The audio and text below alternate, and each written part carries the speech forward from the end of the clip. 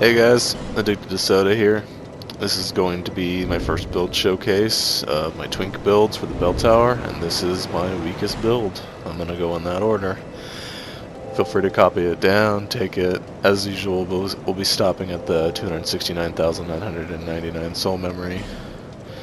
So, getting into the weapons I use, my primary is usually going to be the Ashen Warrior Sword or maybe the Falchion. Both are infused with bleed. I also messed around and got a great scythe infused with bleed. The Ashen Warrior Sword, though, it has the highest bleed buildup of anything. Other weapons I use, I have a Bayonet's knife for messing around with people and parrying them and stuff. It's unupgraded. Then I have a couple weapons from the DLC that are upgraded, like partially, like this broadsword. It's up to +7, so yeah. I already talked about the Ashen Warrior Sword. Got the Puzzling Stone Sword, pretty good dex weapon. Got the Keyblade from the, what do you call it, the Demon of Song. There's my Falchion. I also have the Bewitched Elan Sword. It has bleed on it, but I kind of play from bleed to the Flynn's Ring. Got the Partisan from the DLC. I got the Notched Whip from the DLC, and I upgraded it once. That's my offhand, and I have a Cestus, again, for like messing around with parries and stuff like that. And I have a Hunter's Black Bow if I ever need it. It's not upgraded, but, you know. Going with the new Fashion Souls, it's going to be on every one of my builds. Pretty much Dragon Sage Hood and Agdane stuff, except for the hands. The hands will change pretty much with the build, depending. For this build, for example, it's bleed, so I have the Shadow Gauntlets. Same rings as usual. The Gape Ring, Third Dragon Ring, swap out Bellkeeper Seal for Ring of Soul Protection. And for our auxiliary, we're going to be using the Crest of Blood if we're going with a bleed weapon, and if we're not, we're going to probably use either Flynn's Ring or like the Simpleton's Ring. Alright, so getting into some of the PvP. Why I say this is my weakest build, well, of my 4 Twink builds right now, it is the one build that can't heal. So that's a problem. That's its first problem, I guess. The other problem is infusing all these weapons with bleed really lowered the base damage, so I really have to outplay people. Now, for the regular people that I run into, this isn't really that big of a deal. Like if you're just running into like poor people that are just trying to get through the game, and you're running in there with end game stuff and they just don't know what to do, it's not that much of a problem. It can be if they start healing, but the real problem comes when you're facing a lot of other Twinks, because you really have to outplay them, you really have to bleed them out, and it's just a pain. And the sad part is, the second I finished this build, there was a lot of Twinks that day in the bell tower. So I was not having that fun a day. I don't have any gameplay of... well, that's not true. I have some clips in here of me trading or losing, but most of these are the wins, which I had quite a few losses that day. So, like I said, this is the Ashen Warrior Sword. It's pretty much my bread and butter. It's a great sword to use. It's got a short sword move set. It's a bit longer. It's got a ton of bleed. I think it has like a little over 400 bleed buildup with both the Shadow Gauntlets and the Crest of Blood +10 and infused with bleed and all that. So I've been smacked like twice by this guy and I'm already almost dead with club, and some of these people I just have to hit them so much to get that bleed going. See there? He's got the bleed going. I took that on my shield. Probably shouldn't have, but... And then right before he hits me, I get him.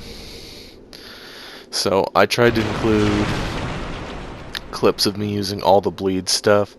I didn't include any of me using the Puzzling Stone Sword or like the Keyblade, because I just haven't used them a lot.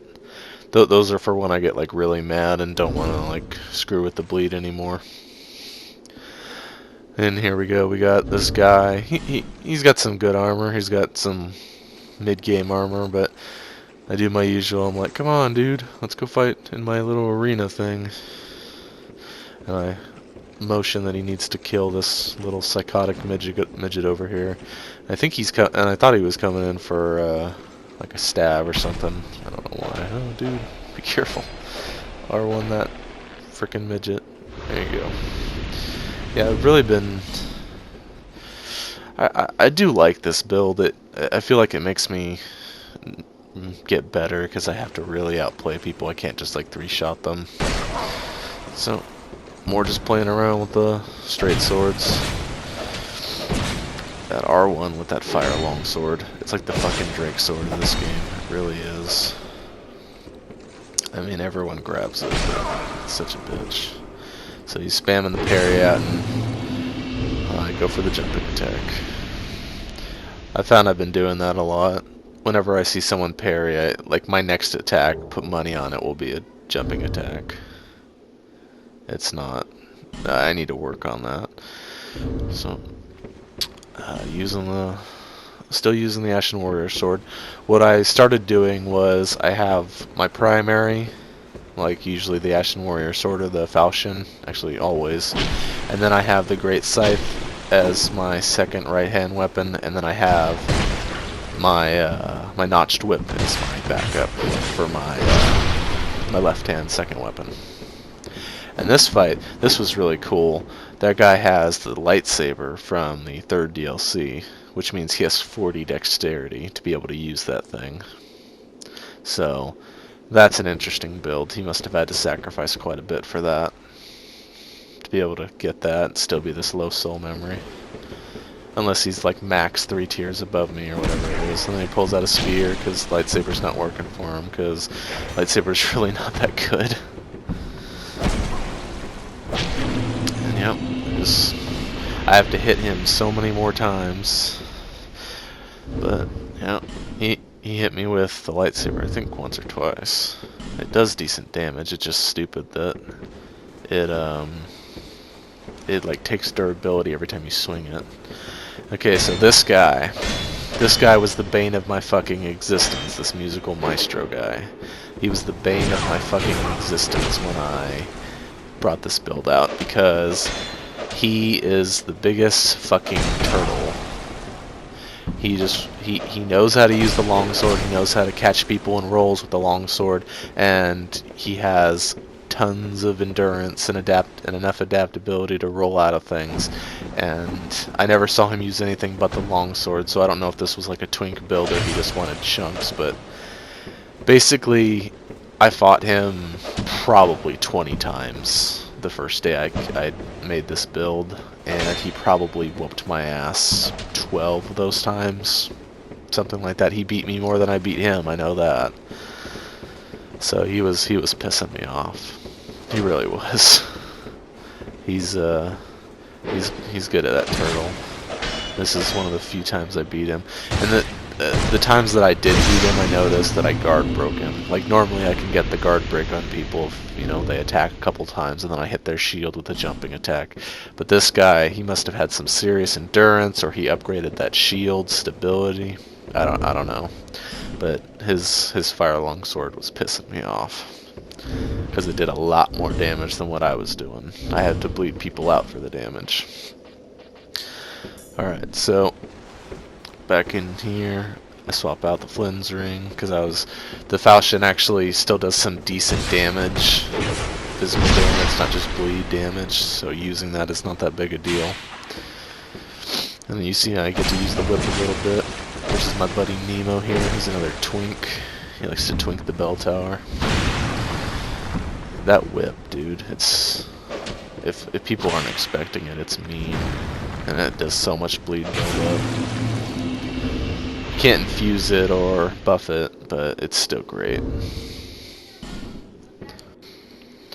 Oh, we got another fight here. This is Nemo again, I think, and it's one of his different builds. I guess it's a Dex build. Me and him have had some great times in the bell tower. We finally kind of like became friends. He's got Mannequin Saber and Espada Ropera, that's it. And I was thinking about the Mannequin Saber. I had like totally forgotten it when I was like making the build, I just kept thinking falchion. But that's okay, the falchion's pretty good. I like curved swords. I'm really good with them, not so good fighting against them. But this is just an example of how many times I have to hit people and stuff. I get the bleed out on them, but you can, you can combo with the sword and the whip, the notched whip, that bleed build up. Because the one thing I like to be in the tower is aggressive, especially with other twinks, and it gets the better of me a lot. But when you bleed someone out and they have, they take a little bit extra damage, they take a chunk out of their health because you bled them out, and they have way less endurance, it's just, it screws with people having that big chunk of their endurance going. So this guy, Young Lion, I had killed him a couple times and we were all honorable, and then he wasn't happy with me, so he decided to attack me early. Yeah. This is some footage of the Great Scythe. Oh, yep, last shot. And bled him out. That's one of the fun things to do when they have they don't have a whole lot of health left. They might have a pretty sizable amount, but then you bleed them out and it just kills them. I really wish bleed went through shields, but like I said, you just gotta hit them so many times. So this is actually a perfect example of that. One, the Great Scythe, this doesn't have natural bleed, so me infusing it, it has one of the lowest bleeds of any of the weapons I use, even with the extra 100 because of the gauntlets and the crests that I'm wearing. But so this guy is using the arena special katana with dark on it for that super counter damage that everyone loves, and he's going for the going for those counter hits that would like two-shot me. So right there he just hit my shield and did a pretty sizable amount of damage. But just if you just see how many times I hit him, how the bleed must be filling up, and I know if I get hit by that thing it's going to fucking hurt, and it does. See, he just ran out right there of the dark. It ran out on his sword, and he chunked me for almost half my health with one counter hit. So if that dark had been on there, I think that would. I think if I hadn't waited that out any longer, it would have been GG. But we ended up trading. I'm back on the falchion. This guy with the great axe. Oh no, I switched to the great scythe. I can't believe that wasn't a parry. I thought that was good, and then he hits me with the running away. So I start off this fight in bad shape. I really don't like the buckler and the target shield. I like them in Dark Souls 1. I thought they were hella scrubby. Or like them in this one either. They're kinda scrubby. But that's just me. Yep. Again, right there again. He could have probably taken 2 or 3 more hits from the Great Scythe, but the bleed got him. I'm trying to get better with the Great Scythe. It's probably the one I'm weakest with, just because I like to get in people's faces, and that's not what you want to do with the Great Scythe. Well, so this clip, I shortened this clip quite a bit because it was a lot of just waiting. I've been invaded by 3 different people. One of them is our old buddy Music Maestro, and the other is my buddy Cufflinks, who is another bell tower twink that I kind of know, who is going to wreck me at the end of this, but until then we have a little fight club, and I'm trying to buff my Elan sword, which I'm also not very good with. And this guy smacks me because he doesn't know what I was doing, yeah, but he let me heal. That's one of the biggest problems with ganks. I mean, this isn't a gank, but when there's fighting multiple people, the lock-on can screw you. You saw that I was targeting someone else there for a second. So, yeah, I thought, in all honesty, because, like I said, I'd lost so many times to the Music Maestro guy, I thought he was going to wreck me, but I ended up getting the victory on him. And then Cufflinks kills me with his fucking sun sword. Havel, you Dragon Rider armor motherfucker. He's a good player. But he's like, it looks like he came straight out of the fucking arena. Buddy Music Maestro going with those longsword R2s. R1 spamming to hit you as you roll away, that's always fun.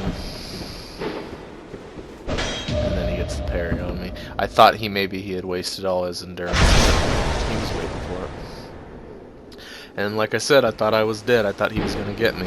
But he goes with these R2s. And then he's rolling and stuff, and he doesn't have all his endurance back yet. He brings up his shield, and I hit him with that long sword, two-handed R2 on his shield, and it just broke right through his stability. He just did not have enough. So now I thought, okay, I can do this, and I was freaking out right here. I was like, what do I do? Okay, he's just gonna keep R1 spamming shit, and then I get the backstab. He wasted all of his stamina, rolled right in front of me. GG. So, now I get to get my ass whipped by cufflinks, or clufflinks. I really need to use the Elan sword more. Now that was interesting. I did not mean to do that. I forgot that the two-handed L2 was the self-buff, but it actually hit him and it hit me at the same time. And I got backstabbed from the moon. Sad face. I mean, it gave me a buff for my sword, but I can't believe that hit him. That was interesting. So he's just staying on me, and I'm trying to look for an opening. But he's not a bad hitter, so I get wrecked. Bye bye, buddy. Alright, guys. Hope you enjoyed the build showcase. I'll see you guys later.